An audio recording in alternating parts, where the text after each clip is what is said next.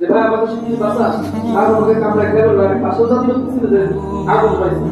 তখন বলতেছে আমার পক্ষে সম্ভব না এই ফুল বাগানের ভিতরে কিছু লোক আছে এরা মধ্যে বাঁচতে পারে তিনিও স্বপ্ন দেখতেছেন এটা ওনার স্বপ্নের কাছে ঘটনা তখন স্বপ্নে তিনি যখন দেখলেন তখন কিছু বাচ্চাদের ডাকলেন তিনি দেখলেন সেই ফুল বাগানের ভিতরে তার সেই ছোট সন্তান তখন তিনার সন্তান জিজ্ঞেস করছে বাবা তুমি এখানে তখন বাবা জিজ্ঞেস করতেছে মা তুমি এখানে কেন বলছে বাবা আমি তো এখন জান্নাতে পাখি হয়ে গেছি তিনি কি বলতেছেন আমি জান্নাতের পাখি হয়ে গেছি তুমি যেদিন মদ খাতে চাইছিলে আমার উত্তরে বোতলটা ভাইকে গেছিল ভাইকে যাওয়ার পরে তুমি সেটা খেতে পারোনি কিছুদিন পর আমি ইন্তেকাল করেছি তখন তার বয়স ছিল 6 থেকে 7 বছর বয়স স্বাভাবিক হয়নি তিনি বলতেছে বাবা কি হয়েছে তুমি বলছে কেন তখন বলতেছে যে সন্তানটা